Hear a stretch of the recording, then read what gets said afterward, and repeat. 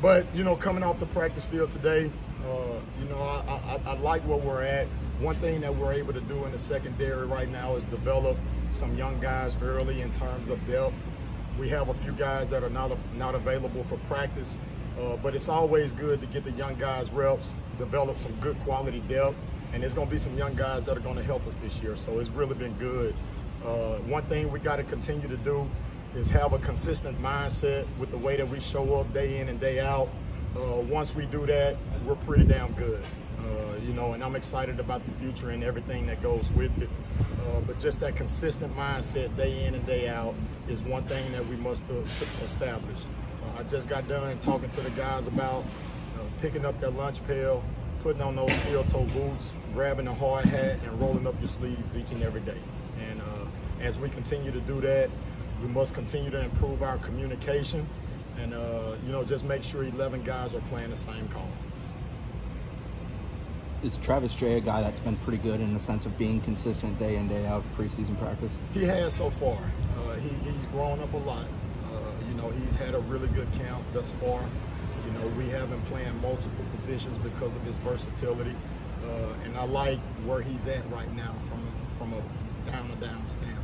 So, you know, he just got to continue to develop mental toughness. You know, that's my message to him right now.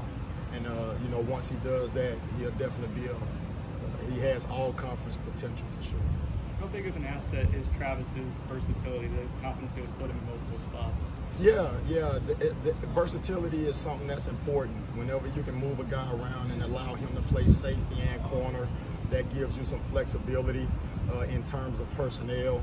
So that's always a big-time value in terms of a player that can play multiple positions for sure.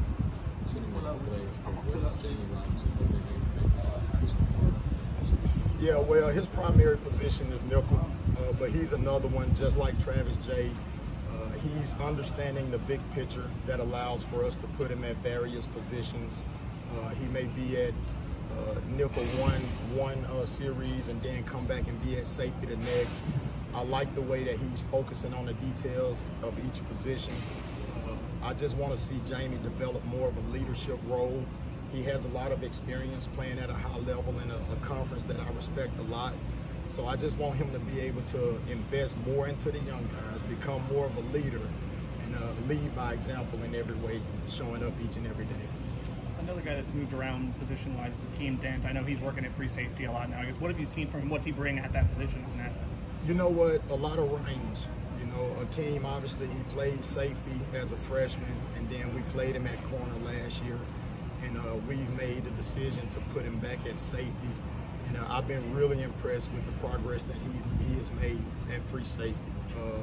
He has done a really good job in terms of making open field tackles.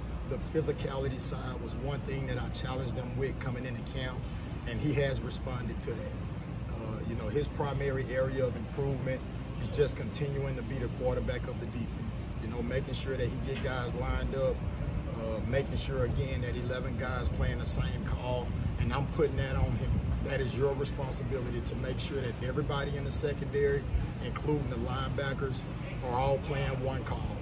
And as he continues to improve in that, I like the things that he's doing from a coverage perspective and also from a physicality standpoint. What went into the decision to move Akeem to safety, and I guess how did that conversation go about with him? Yeah, well, you know, we do an S2 test that I really like a lot in terms of Coach Norvell with finding out more information about our players. And it provided us some valuable information. And a lot of his strengths led to us making that move. And it was spot on. You know, it was pretty accurate in terms of the information that we received on each player. And, you know, he's responded really well. And we're going to let him settle in there. He's gotten comfortable with doing that. And I like, again, the progress that he's made up until this point. Jarvis Brownlee is a guy whose role grew over the course of last season. He was really, I would say, a major contributor by the end of the year. Have you seen him build on that, maybe step into a bigger role with Asante gone now? Absolutely. You know, he has really stepped his game up and went to another level. He's a consistent corner. When we hit this practice field, he show up each and every day. And he practiced with the sense of urgency and with the mindset that I wish we had day in and day out at each position in the room. You know, the main thing with Jarvis is, again, leadership.